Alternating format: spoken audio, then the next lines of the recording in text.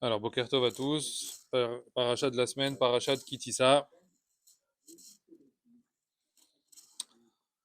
C'est marqué dans un midrash. Akadosh Baruch Hu a dit à Moshe Rabbeinu lorsqu'il était Bashamaïm en train d'écrire le Sefer Torah, en train d'écrire toute la Torah. Le midrash il dit qu'Akadosh Baruch Hu lui a dit Ketov lecha et adevarim ha'ele. Écris pour toi toutes ces paroles. Le midrash il demande, il dit pourquoi c'est marqué Ketov lecha à Moshe Rabbeinu, Ketov le'am Israël. Pourquoi Moshe Rabbeinu Davka? C'est pas que pour Moshe la Torah, c'est pour tout le monde. De là, le Midrash il dit qu'en réalité, normalement, Moshe Rabbeinu, évidemment qu'on va lui donner la Torah, mais acquérir la Torah, véritablement, ça veut dire tout savoir, tout comprendre, tout analyser, tout véritablement intérioriser, ça, Kadosh Baruch Hu, il lui avait pas donné. D'accord Ma pito, je ne vais pas tout donner sur un plateau. Maintenant, on nous dit le Midrash, Ketov Lecha, Kadosh Baruch Hu, il avait prévu de lui expliquer et de lui donner que les 10 commandements, que la Seret Adibrot.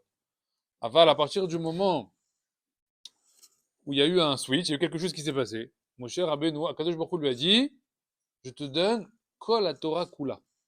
Où il a reçu Moshe Rabbeinu. Nous, on le sait jusqu'à aujourd'hui. Moshe Rabbeinu, il connaissait, il avait acquis, Torah, Mara, Mishnah, Agada, Zohar, tout ce que vous connaissez de la Torah. Il n'y a pas un, on nous dit même un chidouche d'un enfant dans les temps futurs. Moshe Rabbeinu, ça lui a été donné au Har Sinaï. Rien, il n'y a rien qui a été laissé au passage. Quand on étudie la Torah, on dit des fois, le Rosh il a dit, le Tour il a dit, le Balatourim il a dit, le Marsha il a dit, Rashi il a dit. C'est Moshe. Moshe il a dit, Moshe, c'est que Moshe. Tout ça c'est que la Torah que de Moshe. Le Ritva, le Rashba, le Rabbi Akiva Eger, tout ce que vous avez. À chaque fois qu'il y a le nom d'un rab, vous remplacez par Moshe Rabbeinu. À chaque fois qu'il y a un livre qui est sorti, il a écrit, c'est qui il a écrit ce livre? Moshe Rabbeinu. C'est que Moshe, Torah Moshe. Il n'y a rien d'autre à part Moshe Rabbeinu. C'est-à-dire qu'à chaque fois qu'il y a un nouveau truc, c'est ah, Moshe, ne t'inquiète pas, Moshe, ça, il était déjà là. Moshe, c'est tous les Sfarim, toute la Torah qu'on connaît. Il y a pas une chose que Moshe Rabbeinu, il n'a pas obtenue.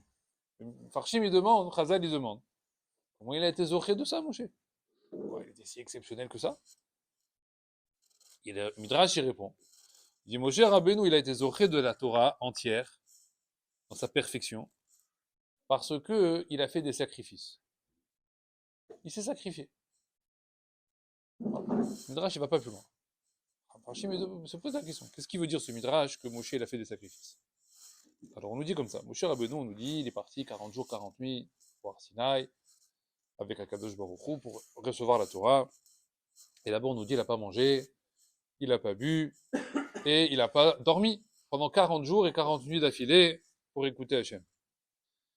Et on nous dit, voilà les sacrifices qu'il a fait Moshe. Mais normalement, si quelqu'un il veut acquérir la Torah, on aurait dû nous dire quoi sur Moshe Rabbeinu? Qu'est-ce qu'il aurait dû nous dire le Midrash?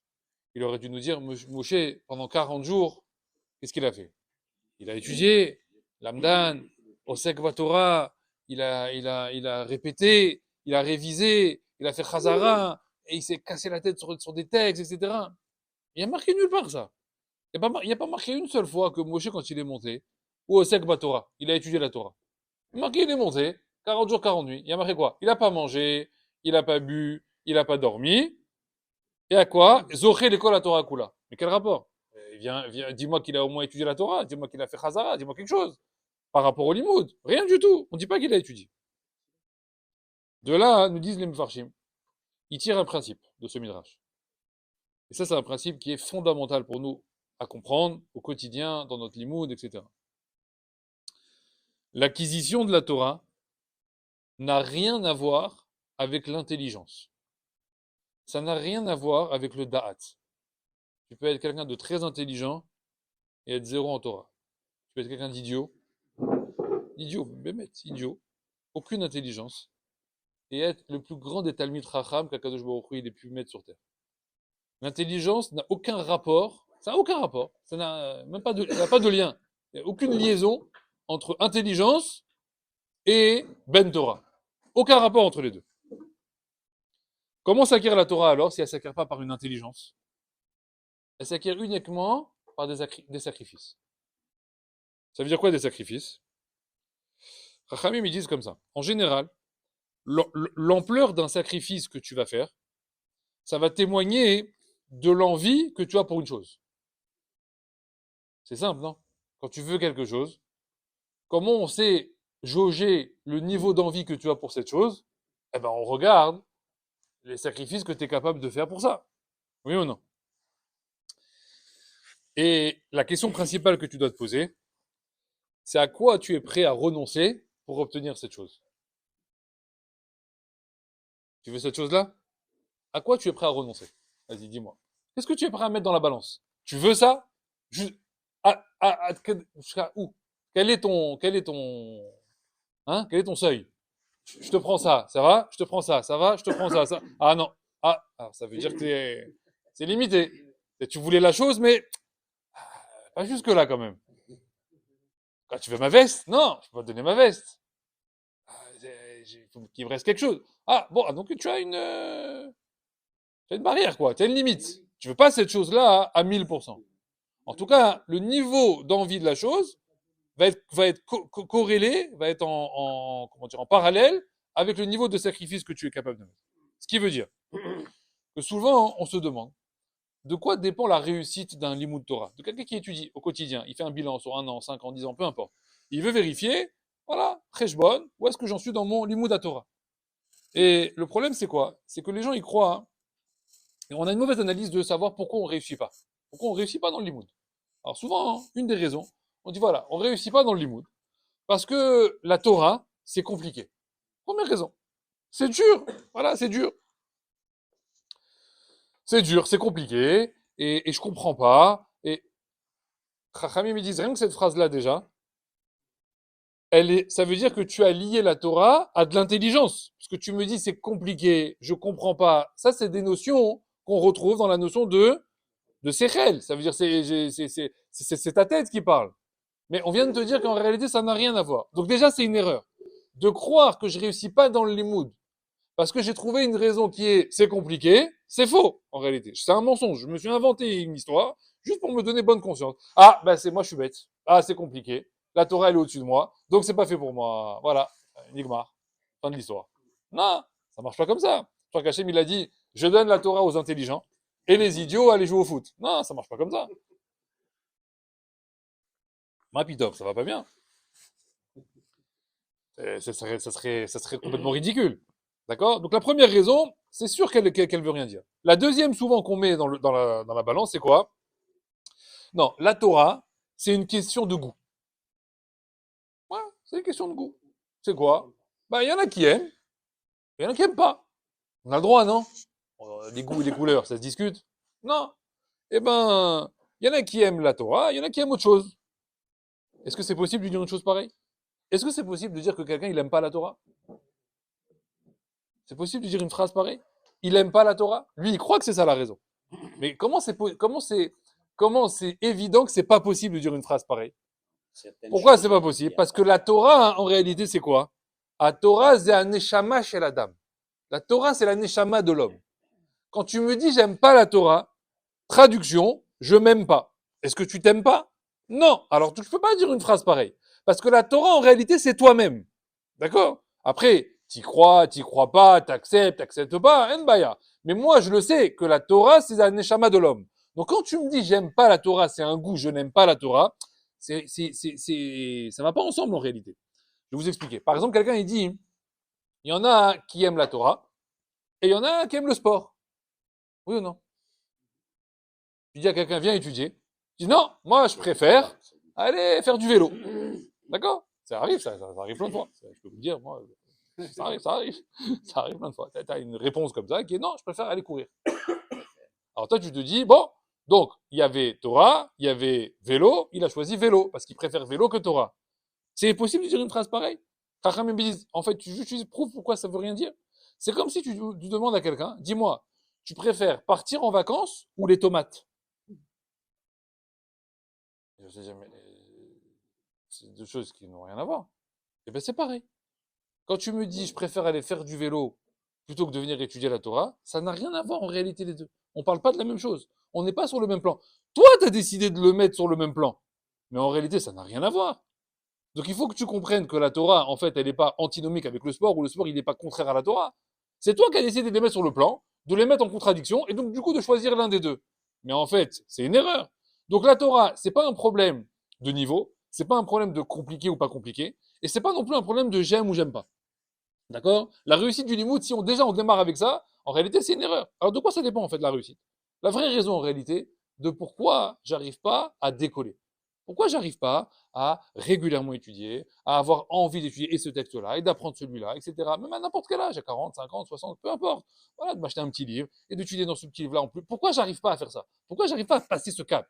Pourquoi je me contente juste d'un petit chiour par-ci par-là, etc. et que je me mets pas moi-même véritablement me retrousser les manches en me disant, moi aussi je suis un Ben Torah, moi aussi j'étais au Har Sinai, moi aussi je veux étudier la Torah. Pourquoi j'arrive pas à passer ce cap? Hamim me dit, tu sais pourquoi tu n'arrives pas à passer ce cap? Parce que tu n'es pas prêt à renoncer à certaines choses dans ta vie. C'est tout. Il y a énormément de choses que tu t'es mis dans ton quotidien. Et tu n'es pas prêt à les mettre de côté. Tu n'es pas prêt à les abandonner. Tu n'es pas prêt à y renoncer. Tant que tu n'es pas prêt à renoncer à ça, tu auras toujours un blocage et tu voudras toujours mettre la Torah en réalité en contradiction avec d'autres éléments du quotidien. La Torah, ça s'oppose au travail. La Torah, ça s'oppose à mes loisirs. La Torah, ça s'oppose au petit film le soir. Ça s'oppose à la promenade, aux vacances, etc. Tu vas toujours avoir besoin de le mettre en contradiction justement pour faire quoi? Pour faire un calcul et le mettre de côté. Parce que tu n'es pas prêt en réalité à renoncer à des choses qui sont autour. Alors, les maîtres, ils demandent, il dit, est-ce que tu crois une seconde que Akadosh Baruch Hu, quand Moshe Rabbeinu, il était avec lui, Hachem, il lui a imposé de pas manger, ou de pas boire, ou de pas dormir. Et où est-ce qu'il y a marqué une chose pareille?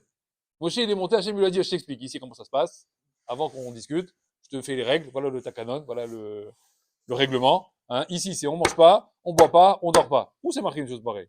Il n'y a pas marqué. Hachem, il a reçu Moshe, avec les honneurs, Bechavod, assieds-toi, on commence. Et après, qui a décidé de ne pas manger? Quand le Midrash, il nous dit, il n'a pas mangé, il n'a pas bu, il n'a pas dormi. Qui a décidé ça?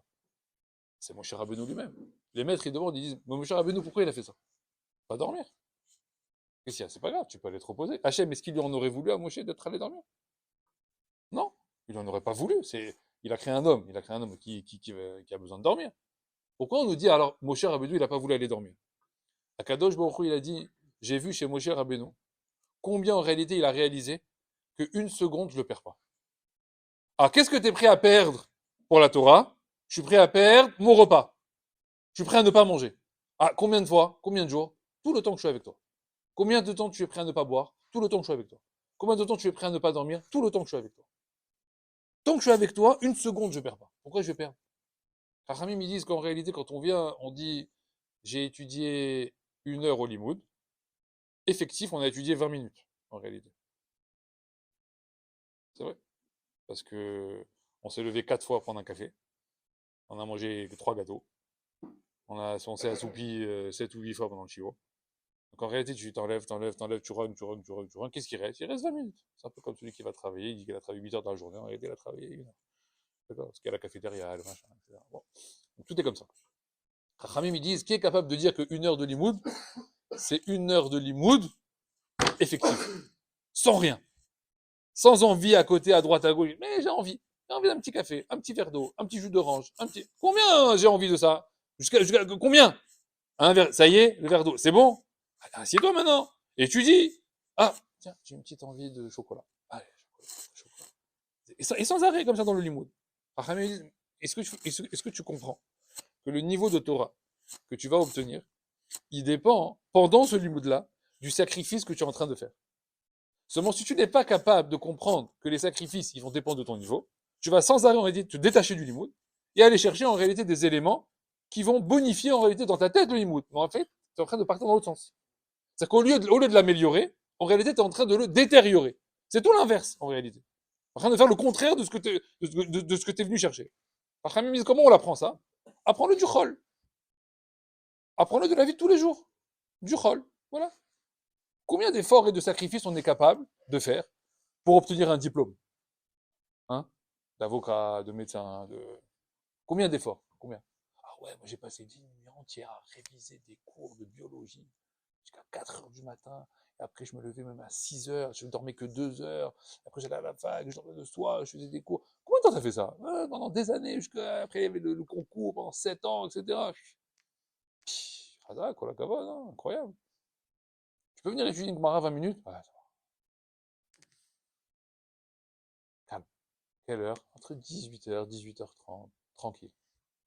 Mais pourquoi dans le Chol, tu es capable de le faire? Pourquoi dans le Chol, tu comprends ça, cette notion de sacrifice? Et même tes parents, ils te voyaient, le petit, il mange pas bien, il dort plus, il mange pas, il boit pas, à chaque fois qu'on le prend, il tombe malade. Ah, il est tombé malade, il va aller attraper une angine, il va aller attraper... Tombe malade pour une Gemara. Tu es tombé malade déjà pour une étude de Gemara? Hein? Tu es resté jusqu'à 3 heures du matin, étudier, hein, comme ça, très, à réviser, à répéter, etc. Et après, tu te lèves le matin, malade. Personne ne dit ça. Non. Toi, t'es, ah, non, il faut que j'aille dormir. Je peux pas continuer à étudier. Il faut que j'aille me reposer. Je comprends, c'est pour hein, pour mon bien-être. Ah, là, je peux pas me tuer. Qu'est-ce qu'il y a marqué là-bas? Adam ki yamut ba'ohen. Un homme, il comprendra le niveau de la Torah, ki yamut, lorsqu'il mourra pour la Torah. Ça veut dire quoi? Adke d'écart. Ne mange pas, ne bois pas, ne dors pas. Quoi, je vais me rendre malade? Rends-toi malade, Bichlal. Alors, tu le fais pas dans le rôle? Combien d'efforts tu as fait à prendre pour avoir un titre dans le travail où tu es, hein, pour gagner un poste supplémentaire? Combien d'efforts tu es prêt à faire pour développer t'as ouvert ta société? Ah, quand tu as ouvert ton affaire. Combien d'efforts tu vas faire? Vous savez, les enfants, papa il a ouvert une nouvelle société, donc pendant 5 ans, on partira plus en vacances, hein, on va se restreindre au niveau Parnassa, etc. Khazak, quoi, pourquoi tu fais ça? Travail, c'est important. Ah, et pour la Torah? Ah non. Ah, donc tu as préféré acheter un téléphone qu'un livre, si j'ai bien compris.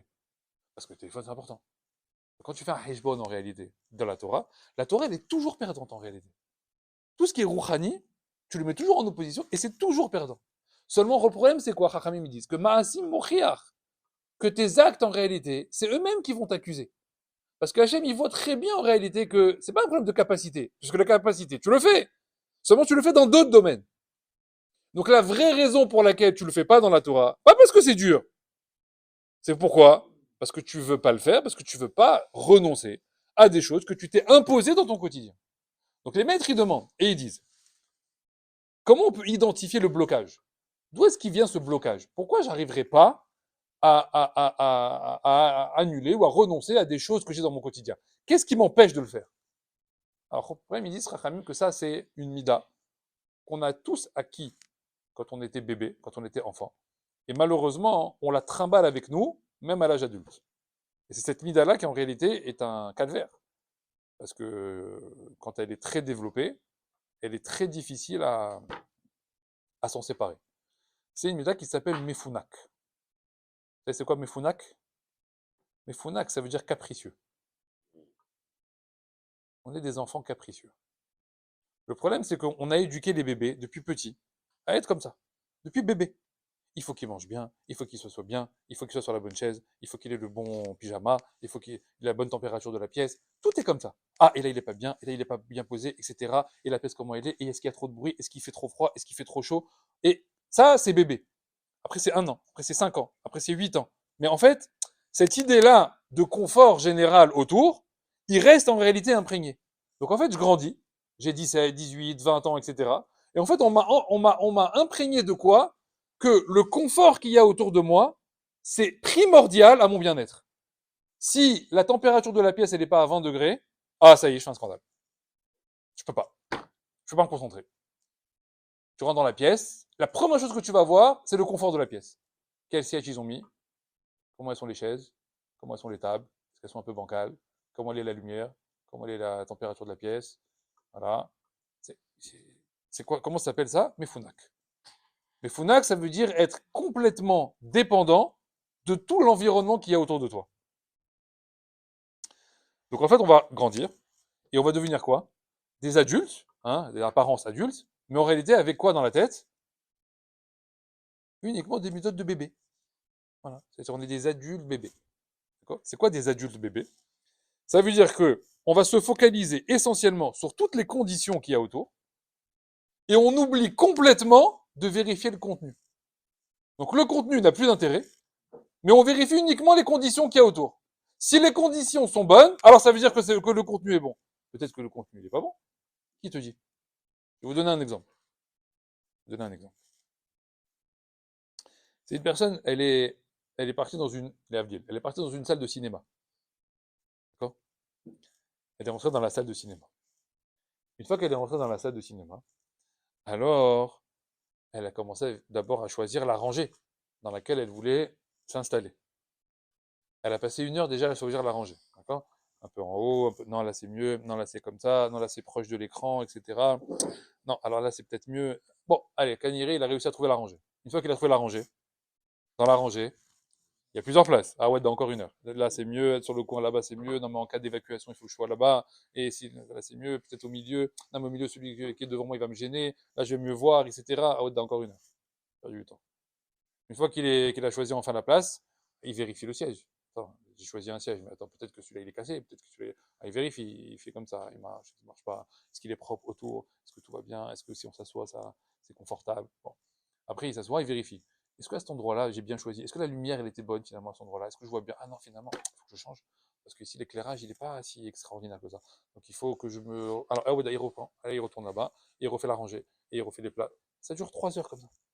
3 heures, et l'éclairage, et le siège, et la rangée, et le truc, et le numéro. 10 fois, il change de place. Il s'arrête plus. Au bout d'un moment, au bout de 4 heures, d'accord, il a fini par trouver, ça y est, c'est cette place-là que je veux. Il s'installe à sa place. Seulement, il y a un problème. C'est que le film, il était diffusé dans la salle d'à côté. Il s'est trompé de pièce. D'accord? Khamim, ils disent, avant de venir quelque part, avant de vérifier le contour, avant de vérifier l'environnement, tu peux pas d'abord savoir si tu es au bon endroit? Peut-être t'es pas au bon endroit. Ah non, non, ça m'intéresse pas en fait. Le contenu ne m'intéresse pas en fait.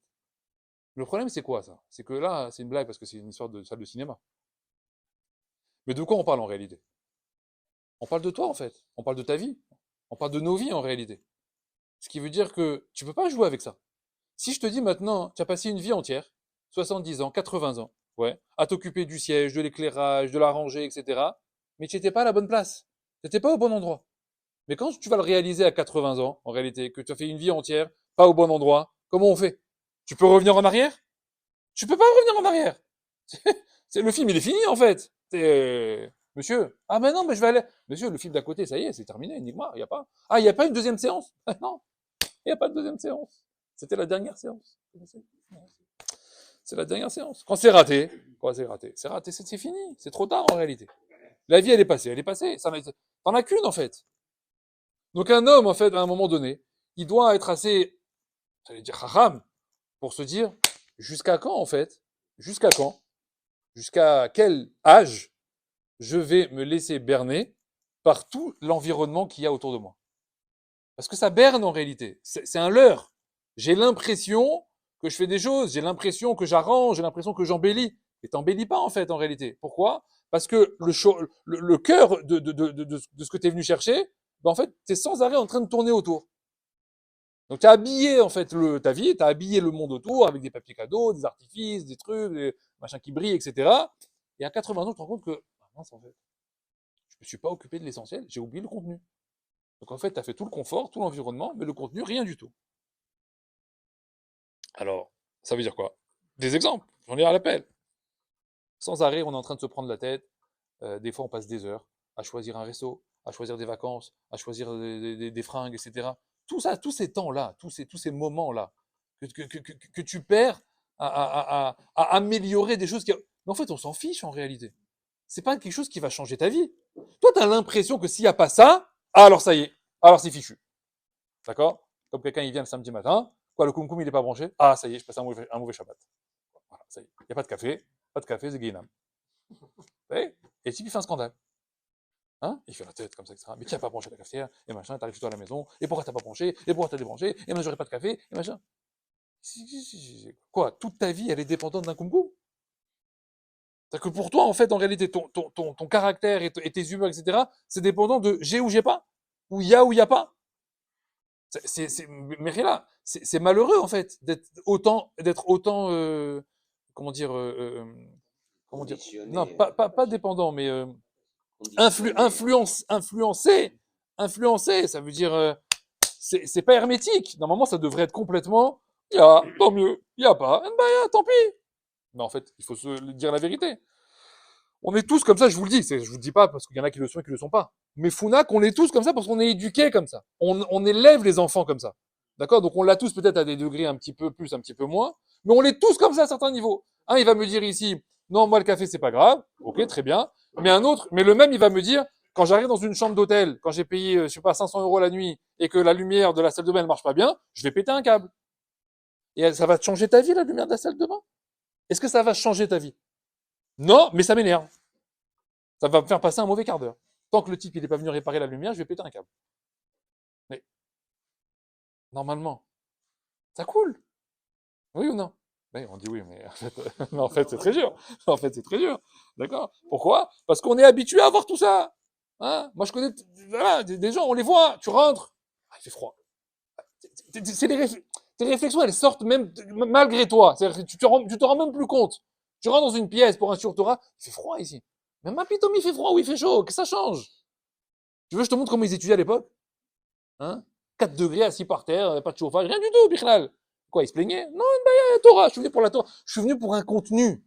Comprenez? Je suis venu pour quelque chose, pour un élément. Alors autour, c'est le Tchernobyl, j'en ai rien à faire en fait. Ça m'intéresse pas, c'est pas grave. Le monde, il peut exploser. Mais moi, je suis venu pour ça. Ça va pas me modifier l'intérêt ou la valeur de la chose que je suis venu chercher. Seulement nous, le problème, c'est que ça modifie la valeur. La valeur du contenu, elle est dépendante de l'environnement. Donc tu vas aller assister à un cours Torah, un limoud Torah, etc. Mais il faisait froid, il n'y avait pas de café, il n'y avait pas de Seouda. Tu rentres à la maison, c'était bien? Ouais, bof. Pourquoi? Ouais, bof. Parce qu'en fait, tu as mêlé l'environnement avec le contenu. Tu les as liés tous les deux. Donc en fait, finalement, le cours Torah, il est dépendant de la Seouda. Mais c'est grave, en fait, de faire une chose pareille. C'est un leurre, en fait. Tu te plantes complètement. Et ça te fait déprécier des choses qui sont extraordinaires. Mon cher Rabbeinu, il a dit, Hachem, il lui a dit, il n'y a pas à manger ici. Il n'y a pas de Seouda. Il n'y a pas de boisson. Et il y a pas d'oreiller. Moshe, il a dit, bah, moi, je suis venu pour toi. Bon, Hachem, il lui a dit, bon, on va te reposer. Mais putain, je vais me reposer. Quoi, une seconde, je vais perdre la parole d'Hachem? Même pas une demi-seconde, je perds. Même pas une demi-seconde. C'est sur Torah. C'est sur une mythique. C'est une fois dans l'histoire. Quoi, je vais aller me reposer, même ne serait-ce qu'une seconde. Même pas en rêve, mon cher Rabbeinu. Il était comme ça. Il avait les yeux. Est-ce que Moshe, il a eu envie de dormir? Mais putain, quelqu'un a envie de dormir. J'ai pas envie de dormir. J'ai tellement conscience de la valeur de la chose que je suis venu chercher. Je me suis même pas rendu compte qu'il y avait des choses autour. Moshe, tu t'es rendu compte que t'as pas mangé, t'as pas dormi? Ah non. Vous savez, des fois, quand on est pris dans quelque chose, mais tu t'es rendu compte que ça fait 4 heures que t'as pas mangé, t'as pas dormi. Encore une fois, Maasim Mochiach. Nos actions le prouvent. Tu prends un jeune de 14 ans qui joue aux jeux vidéo, ouais, il est capable de passer 5 heures sur une manette, sans boire, sans manger, sans rien, etc., sans dormir. Pourquoi? Parce qu'il est complètement imprégné dedans. Oui ou non? Le même, 15 ans, tu lui dis, viens écouter un petit peu Corsin, il y a 10 minutes, c'est bon, 10 minutes, il arrive, il s'endort. Parce que tu connais pas la valeur de la chose. Tu donnes pas assez de valeur aux choses. Et tu as complètement changé les échelles de valeur. Alors, Rachamim, ils disent que tout ça, en réalité, ça vient de quoi? Ça vient qu'on donne énormément d'importance, d'accord, et de valeur, encore une fois, à tout le folklore qu'on a mis autour. Seulement, le problème, c'est quoi? D'où il vient le problème? C'est que tout ce folklore-là, toutes les choses que l'on met autour, le problème de ces choses-là, c'est que, de manière effective, elle rassasie quand même l'homme. Elle lui amène quelque chose. Oui ou non? Elle le rassasie de plaisir, de bien-être, de tout ce que vous voulez. Ça rassasie. Le problème, c'est que ce rassasiement-là, il va masquer du coup le vrai manque que tu as. Donc sans arrêt, en réalité, tu remplis avec quelque chose, mais tu te rends pas compte du manque que tu as. Parce que sans arrêt, en réalité, tu remplis le vase avec autre chose. Donc jamais tu vas devenir quelqu'un qui va réaliser à un moment donné, il manque quelque chose dans ma vie quand même. Ça peut pas venir. Tant que tu rajoutes des choses, tant que tu es dépendant de ces choses-là, tu peux pas te rendre compte du manque que tu as. Je vais vous donner un exemple. On prend un enfant. Et si tu demandes à un enfant, hein, dis-moi la chose que tu veux manger maintenant, qu'est-ce qu'il va te dire? Des bonbons. Oui ou non? Maintenant, c'est le repas du midi, normal, etc. Il dit, moi, je veux des bonbons. Je veux une sucette, je veux des bonbons, etc. Donne-lui des bonbons. Il veut des bonbons. Donne-lui des bonbons. Qu'est-ce qu'il va faire? Il va se gaver de bonbons. D'accord? Un, deux, trois, il va se gaver de bonbons. Ok. Au bout du 10e bonbon, tu dis, maintenant, on va passer à la table. Ouais. Qu'est-ce qu'il va dire? Oui, j'ai plus faim. Ça y est, moi, j'ai mangé. Le ventre, il est plein. J'ai plus faim. C'est vrai ou c'est pas vrai? Il a pas faim ou il a faim? D'accord. Il a faim ou il a pas faim? Lui, il dit j'ai pas faim. C'est vrai ou c'est pas vrai? Ben, c'est vrai qu'il a pas faim. Oui ou non? Est-ce que parce qu'il dit qu'il a pas faim, ça veut dire que le repas que je lui amène, moi, de légumes, de poissons, qui sont des choses qui sont nécessaires pour son développement, etc. Est-ce que ça veut dire que ces éléments-là ne lui sont plus nécessaires? Est-ce que ça a enlevé la nécessité de les manger? Non, ça n'a pas enlevé la nécessité de les manger. C'est juste que lui, en réalité, il n'éprouve plus le besoin de les manger. Mais lui, il est gavé de quoi? Il est gavé de bêtises, il est gavé de bonbons. Ahmed me disent que tant que tu te gaves de bonbons dans ta vie, sans arrêt, quand moi je viens te proposer quelque chose qui a de la valeur, qu'est-ce que tu vas me dire? Tu vas me dire, non, j'aime pas. Non, j'ai pas faim. Non, ça m'intéresse pas. C'est des choses que je vous ai dit au départ. Donc en réalité, ces raisons-là que tu donnes, c'est des mensonges. C'est pas la vérité. Ces phrases-là, elles sortent uniquement que parce que toi, à l'intérieur, c'est déjà rempli avec autre chose. Mais si je t'enlève toutes ces choses-là et que tu vas te retrouver vide, je vais venir maintenant, moi, avec quelque chose qui sont nécessaires à ton conditionnement. Et là, pitom, d'un coup, tu vas me dire, ah ouais, c'est pas mal, ce truc-là. Finalement, ça a de la consistance, hein, ça a de la valeur. Ah bah oui, évidemment. Mais tu peux pas le réaliser si tu te gonfles d'amusement, de kiff, de vacances, de ski, de sport, de plage, de tennis, de foot, etc. À un moment donné, mais là, t'as tout rempli avec ça. Il n'y a pas de place. Il faut laisser un peu de place si tu veux véritablement comprendre la valeur des choses. Donc en fait, on est des enfants. On est des enfants. Et toute la journée, on fait quoi? On se gaffe de bonbons. Donc les maîtres, ils demandent et ils disent à l'origine, comment on en est arrivé là? D'accord? D'où elle vient cette erreur? D'accord? Alors ça, on le voit un peu dans la paracha. On nous dit que quand ils sont venus voir Moshe Rabbeinu, Aaron à Cohen Mechila, pour lui demander de faire le Chet Egel, hein, le vaudor, la faute du vaudor, de faire le Egel Hazar. Comment ils lui ont demandé la question? Comment ils lui ont dit la phrase pour faire le vaudor? Hein? Hazak ou Baruch. Ils ont dit la phrase assez l'anneau. Ça veut dire assez l'anneau. Fait, l'anneau c'est pour nous. Pourquoi ils ont rajouté ce l'anneau? Assez égal Zahav. Lama assez l'anneau. Bah, pour qui alors? Ça veut dire ce assez l'anneau. Chazal, ils expliquent en réalité, ils disent que dans cette phrase, on voit que quoi? On voit que le premier problème de l'homme, c'est lorsque son repère en réalité, c'est qui? C'est lui-même. Si son repère, il est tourné vers lui-même, c'est le début des catastrophes. Pourquoi on a tous ces problèmes que je vous ai exprimés tout à l'heure? J'ai froid, j'ai faim, j'ai sommeil, la clim, le chauffage, le truc, la boisson, j'ai mangé, j'ai pas mangé, j'ai bien mangé, j'ai encore mangé, il faut encore que je mange, etc. Pourquoi tout ça? D'où ça vient ça? Parce que c'est tourné vers moi en réalité, c'est mon bien-être à moi. Je vérifie d'abord si mon petit corps fragile, ouais, va bien supporter le shiur Torah dans cette pièce de 4 degrés. Faut que j'analyse quand même. Oui ou non? On va pas se tuer pour la Torah. Bon, bien que je vous l'ai dit tout à l'heure que la Torah, elle a dit tue-toi pour la Torah. Mais bon, je suis pas fou quand même. Bon, c'est chacun comme il veut. Mais quoi? Chachamim, ils disent qu'en réalité, tout est tourné vers moi-même. Ça veut dire quoi? Ce que je veux, moi. Ce que j'aime, moi. Ce que j'ai envie, moi. Ça, c'est assez là, nous. Chachamim, ils disent qu'en réalité, tout le problème qu'on a, il vient du égal à Zahav. Voilà, c'est tout. Tout le quotidien. À chaque fois, en réalité, que je préfère m'attribuer quelque chose à moi pour mon bien-être personnel, il faut que dans ma tête, je me dise, ça, c'est la phrase du égal à Zahav où c'est marqué là-bas, assez là, nous. C'est tout. Assez, c'est pour moi. Dès que je fais quelque chose pour moi, tourner uniquement vers moi, ça s'appelle égal à Zahav. Ce qui veut dire que moi, comment j'en suis arrivé là? J'ai essayé d'analyser les situations. Hein, je vous ai dit tout à l'heure, le type, il a voulu mettre en corrélation le sport, la Torah. Tout ça, ça vient avec une analyse. Oui ou non? On ne fait pas ça bêtement. Pourtant, ça passe par comment ça s'appelle? Par une réflexion. Donc le type, c'est pas l'idiot du village.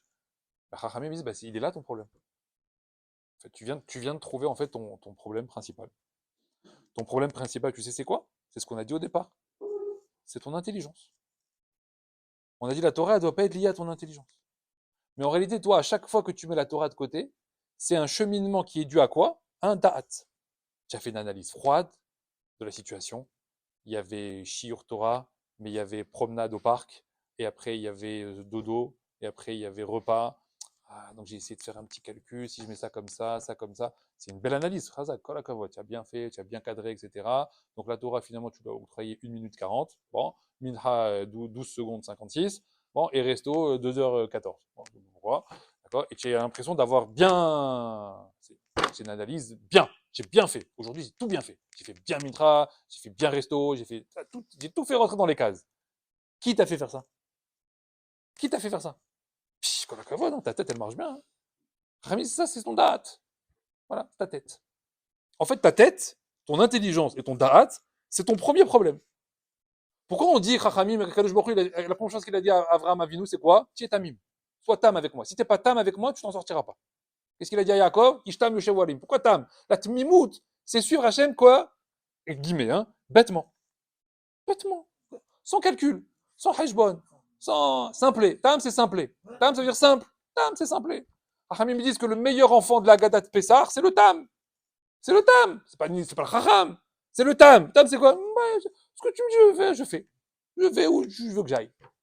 Mais tu vas pas te rendre compte que là, tu vas tomber malade? Non. Je sais pas. Torah, les Shem Shamaim. Voilà. C'est ce qu'il a fait Abraham Avinu.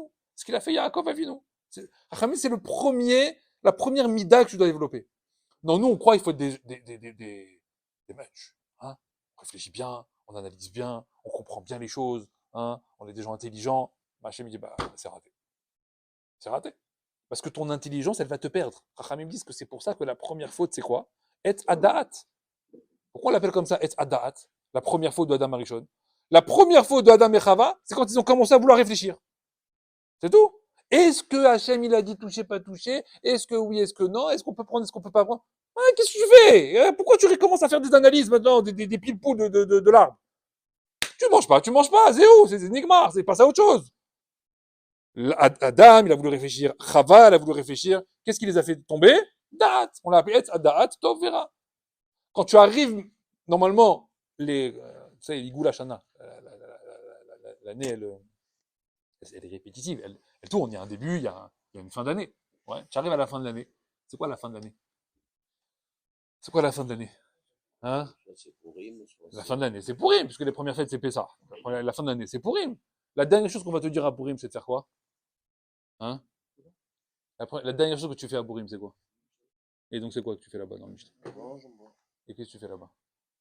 On boit aussi. On boit jusqu'à quoi? C'est livré presque. Adde Loyada. Ah, oui. Parce qu'on veut t'expliquer en réalité que tu sais pourquoi tu t'es fourvoyé toute l'année? Tu sais pourquoi tu t'es planté toute l'année? Parce que toute l'année, t'as voulu faire marcher ton date.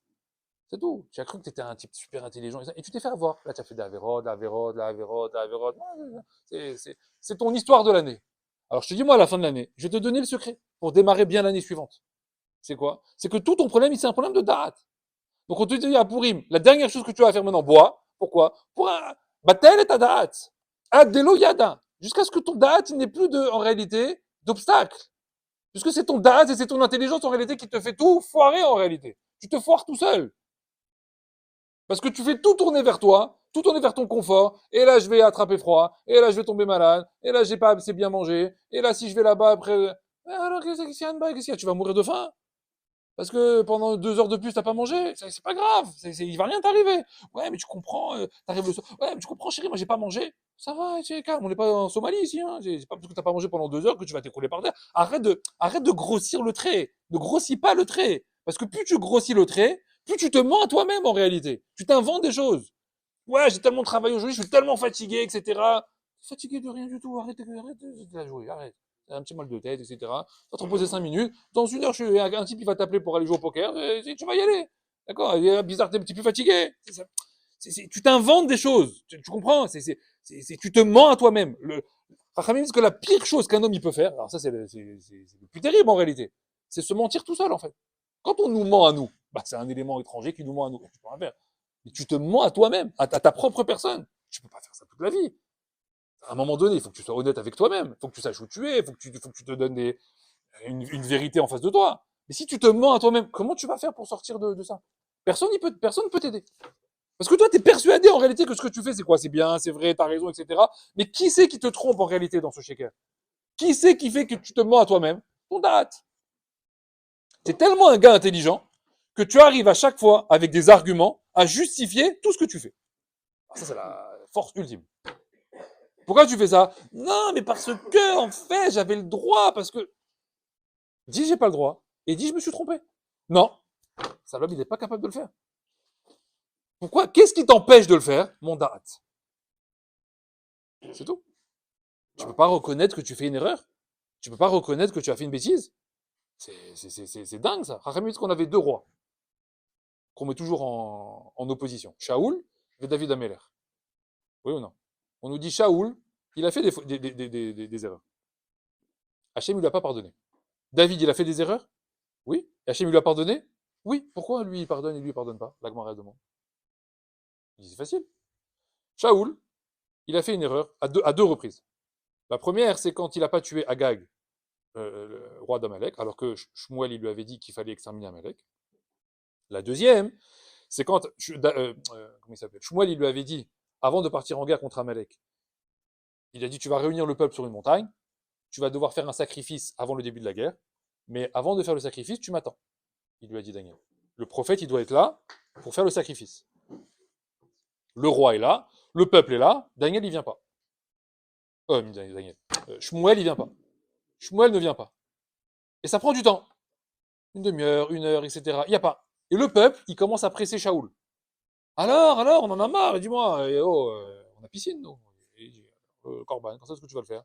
Et Shaoul, il dit, attendez. Et au bout d'un moment, Shaoul, il supporte plus, il craque, il prend un veau, il le met sur le misbéar, il fait la shrita et il fait le korban.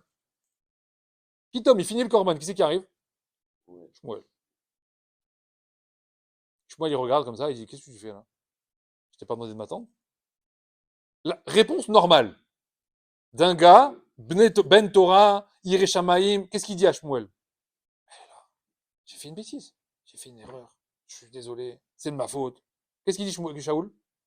C'est le peuple, c'est des fous, ils m'ont pressé, va plutôt le voir. Ah bon? Donc en fait, tu justifies ta bêtise. Shmuel, il s'est dit à ce moment-là, hein, peut-être c'est un cas isolé, mais c'est pas une vraie caractéristique de Shaoul.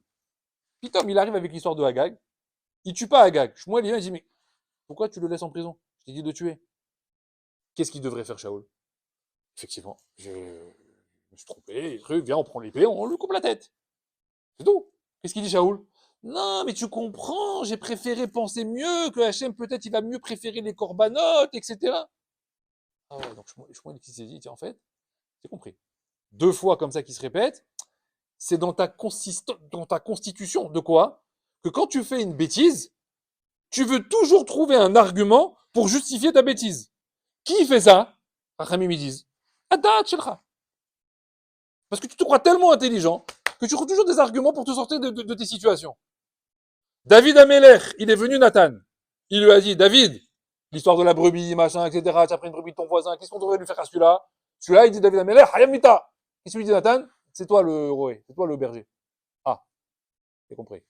Donc, tu es en train de me reprocher, Bathsheba, etc. Qu'est-ce qu'il dit la Gemara? David Ameller, il s'est levé. Hatati, Aviti, Pachati, etc. J'ai fauté devant Hachem, etc. Toute sa vie comme ça. Toute sa vie, il a la faute de Bathsheba devant lui, etc. Qu'est-ce qu'il a dit à Hachem? Non, c'est bon, je t'ai pardonné, calme-toi. Non, encore j'ai fauté. Non, je t'ai pardonné. Ah, j'ai fauté. On a compris. Rachamim dit pourquoi ça? C'est David Ameller. Quoi, la honte, devant tout le monde, il va avouer qu'il a fait une faute. Le roi d'Israël, c'est un peu, hein, c'est un peu l'archouma. Cache un peu, mets sous le tapis. D'où il a sorti cette mida, Hazakumaro. D'où il a sorti cette mida David Ameller? De Yehuda. Tamar, quand elle est venue, il lui a dit de qui tu es enceinte? Je dis pas. Par contre, le propriétaire, c'est ce bâton, cette bourse et ce sceptre. Voilà. C'est qui? Yehuda, il voit, il dit, ah, je connais ce bâton, qu'est-ce que je fais? L'archouma, futur roi d'Israël, Yehuda, Bechira Avot, c'est la suite de Yaakov Avinu, c'est quelque chose quand même, la malchoute. Oui ou non? Qu'est-ce que je vais faire? Je mets sous le tapis, personne ne saura. Hein. C'est pas grave, Tamar, on va la brûler. Tant pis, pas la première. Hein. Il y a eu Jeanne avant, donc c'est pas... Qu'est-ce qu'il fait Yehuda? Ah, elle a ça te calme, c'est à moi. Elle a raison, ça c'est chez lui, c'est à moi. Ah, tout le monde a dit Yehuda. Genre en mode l'archouma, la honte, etc. Qu'est-ce qu'il a dit à Hachem?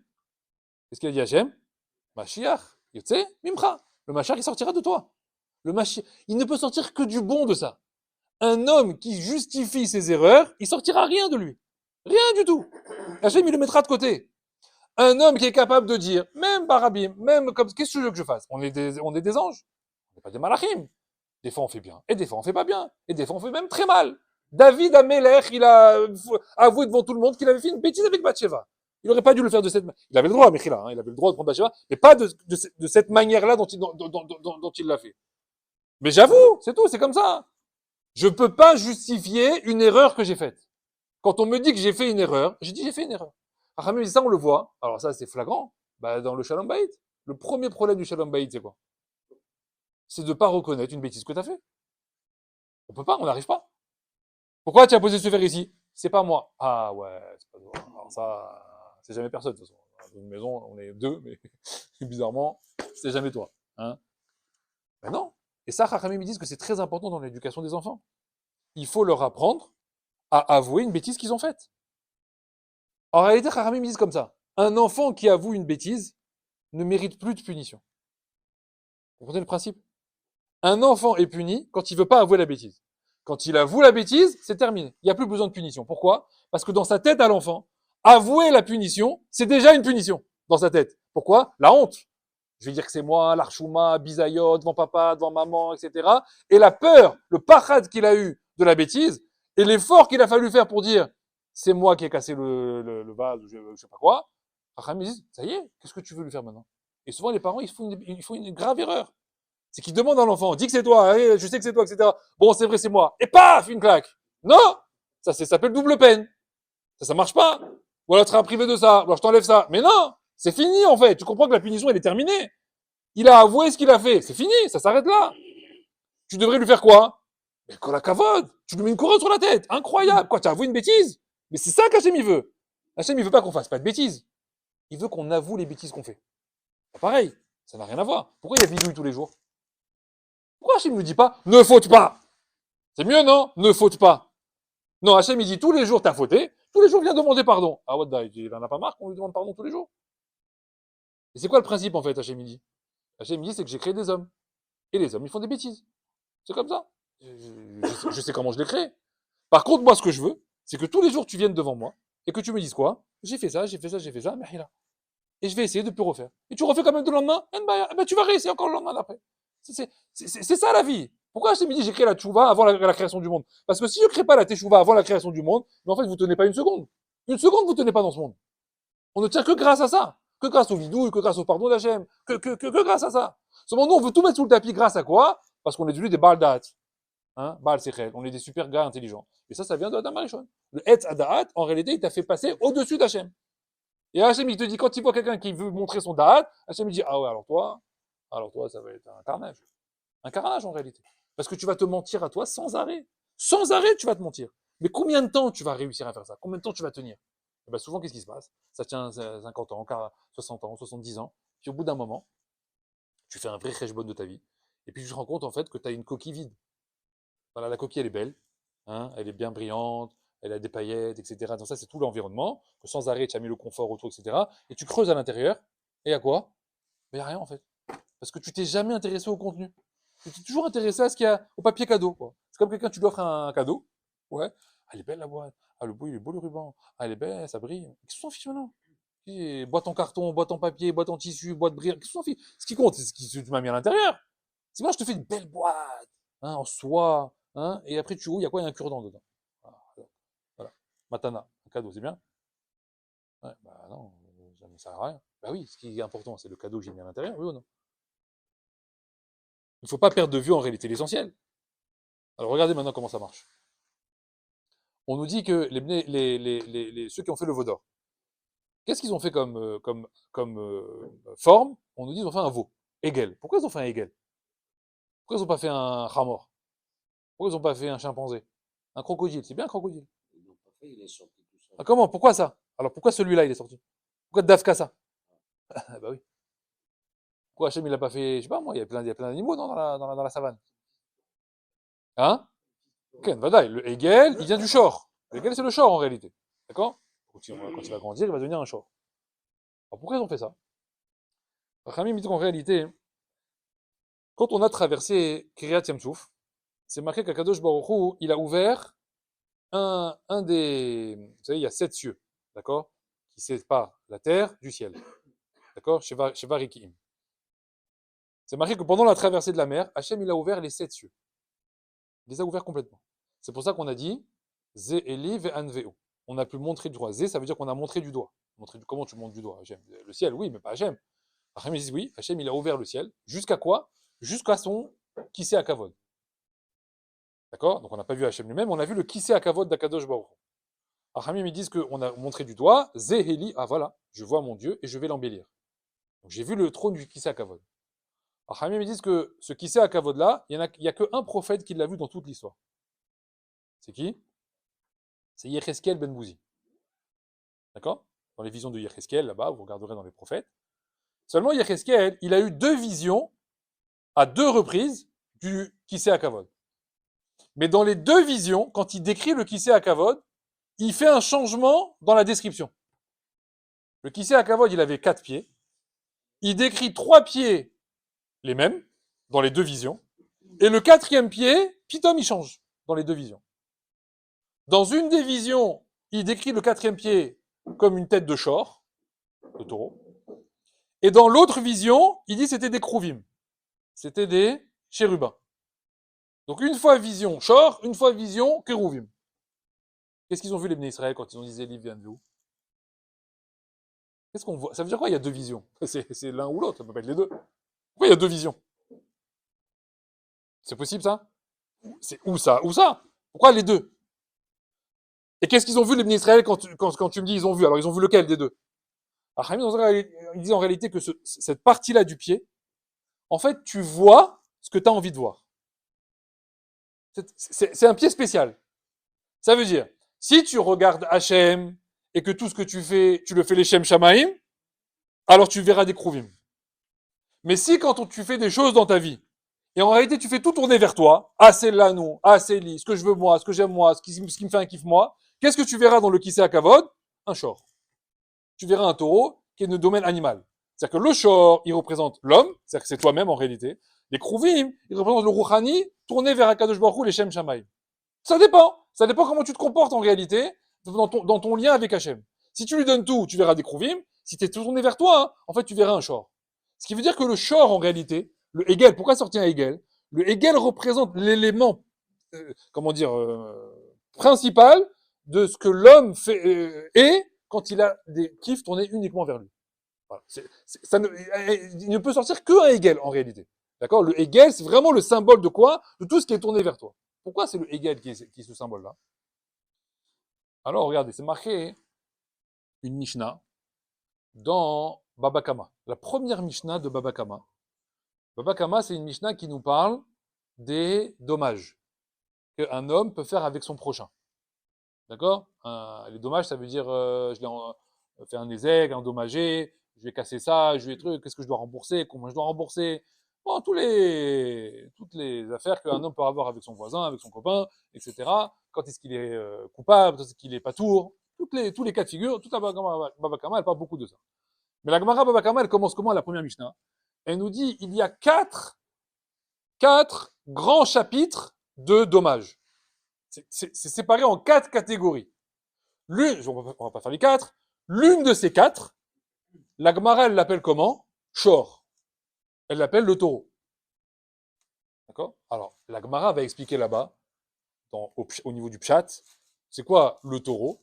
C'est qu'à l'époque, on avait tous des vaches et des taureaux dans les fermes.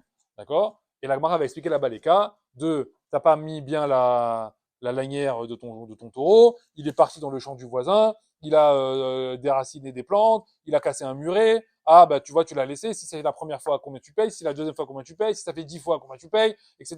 Donc c'est en ça qu'on appelle shor. Et là-bas, la Gemara demande quels sont tous les éléments avec lesquels le shor, un taureau, peut faire un dommage. D'accord? Et regardez au niveau moussaré, où est-ce que ça nous mène. On a dit le shor, en réalité, c'est notre symbole de nous-mêmes, en réalité, quand on fait quoi? Quand on se fait du mal à nous-mêmes, en réalité. Oui ou non? Parce qu'on a dit que l'homme, en réalité, quand il fait marcher son da'at, à qui il fait du mal? À soi-même, pas aux autres. La première personne à qui trompe, c'est lui-même. Et Haramim dit, à quoi ça représente ça? Un shor. Seulement, la Gemara, elle demande, avec quel élément un shor peut faire un dommage? Je prends un taureau, ouais. Quels sont les éléments avec lesquels un shor, il peut faire un dommage? La Gemara, elle va donner 3 éléments. Elle va dire, soit il dévore, ben, il mange avec sa bouche, il mange tout ce qu'il trouve, il va casser avec ses dents. Soit Avec ses cornes, il vient, il encorne des trucs, des machins, il casse tout. Soit avec quoi? Soit avec Régal, avec ses pieds. Il se met derrière comme ça, il tape comme ça, il casse des trucs, etc. D'accord? Ce sont les trois éléments avec lesquels un taureau peut endommager. Shen, Keren, Veregel. Achamim disent que tu prends les rachetés votes, les premières lettres de Shen, Keren, Veregel, tu obtiens le mot Sheker. Achamim disent que c'est quoi le plus terrible d'un homme? On a dit. C'est quand son da'at, en réalité, il se fait qu'il va se mentir à lui-même. Et là, tu deviendras un vrai short. C'est ça le symbole du taureau. Le symbole du taureau, en réalité, c'est quoi? C'est quand tu fais tellement tout tourner vers toi que tu vas tout justifier, tout analyser, tout en donnant des arguments, mais tout en réalité tourner vers quoi? Vers j'ai raison, il fallait que je fasse comme ça, il fallait être ici, il fallait être là-bas, il fallait pas que j'aille ici, et c'est normal que j'ai pas fait comme ça, et c'est normal que j'ai pas dit ça, et c'est normal que lui je lui ai répondu comme ça. Et tu vas tout justifier. Mais tu lui as mal parlé. Tu lui as fait de la peine. Eh ben non, eh ben il a bien cherché, eh ben c'est normal. Mais qui t'a dit que tu avais le droit de faire ça? Qui t'a dit? Parce qu'il t'a fait ça, alors t'as le droit de l'insulter? Qui t'a dit ça? Bah oui, c'est comme ça. Ça, c'est la loi de toi. Ça, c'est ta loi à toi. Et tes justifications, c'est les tiennes. Alpitora, c'est faux ce que tu dis.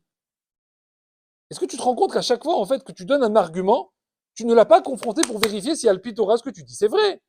Peut-être c'est entièrement faux ce que tu es en train de raconter. On ne se rend pas compte, en réalité, du nombre de fois qu'on fait des actes, on a des réactions vis-à-vis des autres, etc. On est persuadé qu'on est dans les clous. C'est normal de réagir comme ça. Et le monde nous fait croire ça. On se fait pas marcher sur les pieds, on doit répondre quand... Mais c'est pas vrai, en fait. C'est un leurre. Abraham Avinu, il nous a appris à quoi? Tu perds, tu baisses la tête, tu laisses passer les autres devant. Eh ben, c'est pas... Mbaya. Mais je vais pas aller écraser l'autre, mal parler sur l'autre, pousser l'autre. Pourquoi? Parce que j'ai le droit, parce que lui aussi il a fait, alors lui il a fait, alors moi je fais. C'est quoi cette manière de faire? C'est les goïms qui font comme ça. Il veut t'écraser, alors écrase-le avant. Non! Il veut t'écraser. Passe! Mbaya, passe, pas grave, passe devant. Ouais, mais ça se fait pas, nous, ça fait une heure qu'on attend. Il est fou, passe, que je te dise. Il est nerveux, passe devant moi, c'est pas grave. Dans la file d'attente. Monsieur, on respecte sa place. Il est passé devant maintenant, qu'est-ce que tu veux faire? Bah, c'est pas grave. Ça fait un scandale. Il faut comprendre, il faut comprendre ça. On gagne rien en réalité à s'imposer contre la Torah. À essayer de faire, j'avais le droit, je suis persuadé. Souvent, on se venge. On se rend pas compte des fois comment la Torah, elle a été médaillée. L'otikom de l'otitor.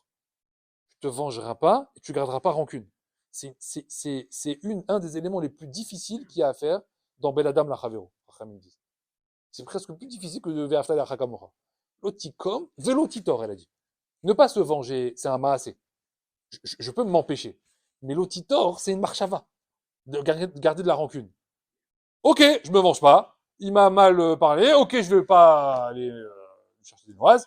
Mais bon, j'oublie pas. La rancune. Rachamim disent, c'est un lave de Horaïta.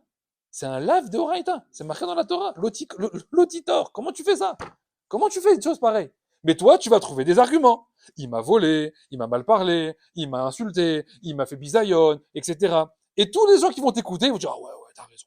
Ah ouais, ouais, c'est vrai. Bah, bien sûr. Bah, tiens, il manquerait plus que ça. Mais il manquerait plus que ça que tu te fasses écraser. Mais t'as très bien fait de lui répondre. Et ça te donne quoi? Ça te donne une justification à ce que tu viens de faire. Mais c'est faux ce que tu viens de faire. En fait, tu viens de te planter en réalité. Seulement ça, tu le fais pas une fois. Ça, on le fait pas qu'une seule fois. On le fait 10 fois par jour. Et on le fait avec nos proches, les femmes, les enfants, les amis, les parents, avec tout le monde en fait. Et on est persuadé qu'on mène une barque qui est viable.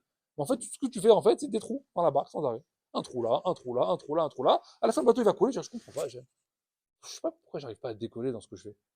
Bah, moi je sais en fait. Parce qu'en fait, tu t'inventes une vie sans arrêt. Tu t'inventes une vie toute l'année. Tu t'inventes un caractère, tu t'inventes des midotes que t'as pas. Hein. Moi, je suis généreux. Non, t'es pas ni généreux, t'es radin, d'accord? T'es radin, t'es orgueilleux, t'es jaloux, c'est tout. C'est tes vrais midotes. À un moment donné, il faut les mettre sur une feuille. Tu regardes dans un miroir, je suis bien quand même, je suis sympa, je suis rigolo, j'ai des amis, Non, non, non, arrête. T'es envieux. Ouais. Dès que tu vois quelqu'un qui a quelque chose, tu as la somme de ne pas avoir cette chose-là. Il faut dire la vérité. Racham dit que la meilleure chose qu'un homme il peut faire, la meilleure chose qu'un homme peut faire, c'est être émette avec lui-même. C'est la première chose qu'il doit faire. Déjà avec soi-même. Je parle même pas des autres. Déjà avec sa propre personne. Déjà savoir où il est. Faire un kheshbon régulier. Attends, je suis vraiment comme ça. Attends, à un moment donné, il faut peut-être que je revoie un peu mes positions. hein, je me montre comme ça, mais c'est pas moi. Parce que ça peut durer 10, 20, 30, 40, 50 ans. Les gens, ils peuvent vivre une vie entière comme ça. Tu gagnes rien à faire ça. Donc la première chose qu'il y a à faire, Chachamim ils disent, quand on acquiert la Torah, Moshe Rabbeinu il est venu nous chercher les deuxièmes tables de la loi. Dans la paracha qui dit ça, on a récupéré les deuxièmes tables. Mais elles ont été cassées les premières. Elles ont été cassées à cause de quoi? Parce qu'on avait ce problème-là. On n'a pas cassé les premières pour rigoler. On a cassé les premières parce que, c'est là nous, c'est là nous. Dès que c'est pour moi, qu'est-ce qu'il fait Hachem avec la Torah? Casse la Torah, laisse tomber. Laisse tomber, si c'est que pour toi, si c'est que pour tes intérêts, ça marchera pas. Tu peux pas prendre la Torah et servir tes intérêts. Ça marche pas comme ça. La Torah, c'est pas un moyen pour assouvir tes envies et tes titres et tes ambitions. Ça n'a rien à voir. La Torah, c'est Shem Hashem, c'est Kruvim. Donc, Chachamim, il demande, tu es Kruvim ou tu es Shor? C'est à toi de décider. Et Galazahav ou les Shem Shamaim. Mais si tu es un Shor, en réalité, sans arrêt au quotidien, tu te fais des dommages à toi-même. Le premier nézek que tu fais, il est sur toi. Et après, tu ricoches. Le nézek, il est sur quoi? Dans ton shalom bayit. Et après, l'éducation de tes enfants. Et après, tes amis. Et après, tu te réveilles à 25 ans, 25 ans plus tard. Pourquoi mon fils de 25 ans, il me parle comme ça? Et pourquoi ma fille, elle parle comme ça? Ça fait 25 ans que tu fais du shaker à la maison. Ça fait 25 ans que tu n'es pas émette. Ça fait 25 ans que tu dis à tes enfants de pas faire quelque chose, mais que tu fais 10 fois par jour. Hein? On crie pas! Mais je peux pas dire on crie pas en criant. Ça n'existe pas. D'accord? On crie pas, je crie. C'est fou. Mais ça, c'est une blague, mais on le fait tout le temps. Tout le temps, on le fait avec les enfants. Mais les enfants, ils regardent comme ça les parents, ils disent, mais ils sont fous, en fait. Ils ont un grain. Hein. Ils nous demandent sans arrêt de faire des choses, ouais, et eux, ils font pas. Hein, quand tu commences à avoir des ados, ça, on commence à le voir, les ados, 14 ans, 15 ans, 16 ans, etc. Ouais, aujourd'hui, c'est le mal du siècle, hein, téléphone, les machins, les jeux, etc. Et toi, tu es sur le canapé, des fois, pendant 1h30 avec un téléphone. Les enfants, ça suffit le téléphone. Hein. Tu regardes à 16 ans, il dit, papa, il y a un problème. Hein. Et à un moment donné, tu vas te rendre compte que le discours, il veut rien dire, et tu vas arrêter de le dire. Donc, yéhouch, quoi. Donc, en fait, en éducation, c'est quoi? C'est du mimétisme, quoi. Tu dis parce qu'il faut dire, mais tu n'y crois pas, effectivement, parce que tu le fais même pas toi-même. La première éducation que tu dois faire, c'est toi. Éduque-toi, toi, déjà. D'accord? D'abord, tu t'éduques toi. D'abord, tu t'imposes à toi des choses. D'abord, tu renonces à toi des choses. Quand les enfants, ils verront, tu vois, papa, il a renoncé à ça pour aller au Shiur Torah. Tu vois, papa, il a renoncé à ça pour aller à la Tchila.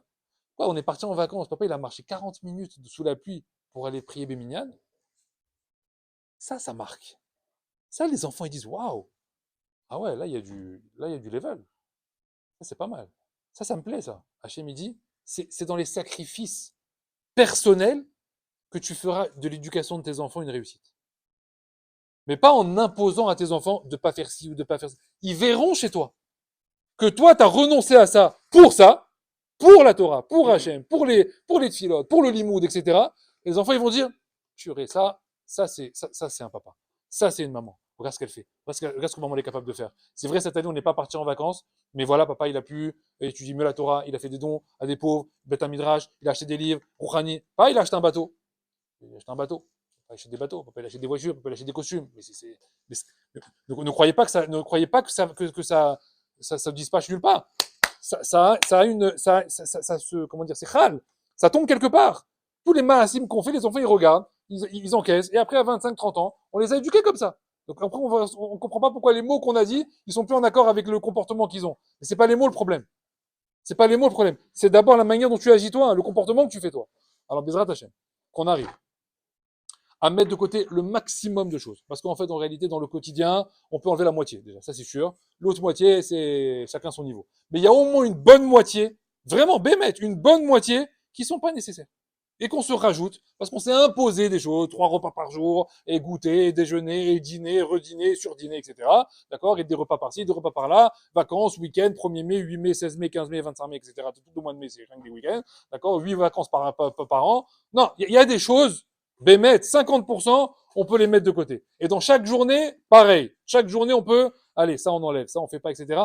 Et on grignote. On grignote. Ça veut dire, c'est un combat. Vous comprenez que c'est un combat? Personne ne va nous donner sur un plateau 1 heure de Torah. Hein. Il faut aller la chercher, cette heure de Torah. Il faut se retrousser les mains. Il faut avoir envie de la prendre. Rabbi Akiva, il dit dans la Gemara, Rosh Hashanah. Il dit, pourquoi on nous demandera après 120 ans, Kavata etim la Torah? Est-ce que tu as fixé des temps de limoud? Ouais. Pourquoi tu ne nous demandes pas? Torah, c'est ça, la question normale. Est-ce que tu as étudié la Torah? C'est kavata etim la Torah. As-tu fixé des moments de limoud? C'est bizarre la phrase, c'est une longue phrase. Est-ce que tu as étudié? Point barre. Ça, kavata. Rabbi Akiva est dans la Gemara Rosh Hashanah. Il dit un jour, il est parti dans une contrée en Afrique. Comme ça, il raconte, un voyage. Il a dit là-bas, j'ai appris que le mot kavata, en fait, c'était un mot africain. Il avait une étymologie africaine.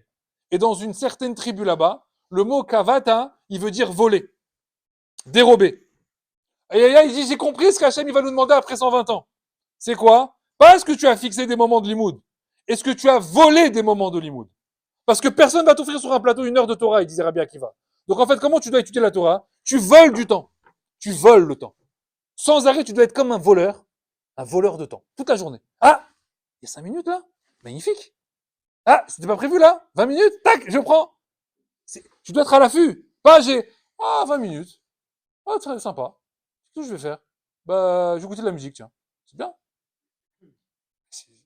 C'était le moment qu'il fallait être aux fesses. Il fallait l'attraper, ce moment. Hachem, il dit, voilà, je te l'ai fait passer. Hop, ça, il est passé. Kavata, vole ces moments. Dérobe ces moments. Arrange ton emploi du temps pour voler du temps pour pouvoir étudier la Torah. Quand Chachamim, Hachem, il dit, il voit ça, même si tu n'as pas étudié des tonnes, mais il voit que chaque moment, tu as essayé de dérober. Hachem, c'est ça la question qu'il va te poser. Kavata etim la Torah? Est-ce que chaque petit moment qui s'est présenté comme ça, tu as réussi à le dérober? Est-ce que tu as étudié tout le chat? Je m'en fiche de ça.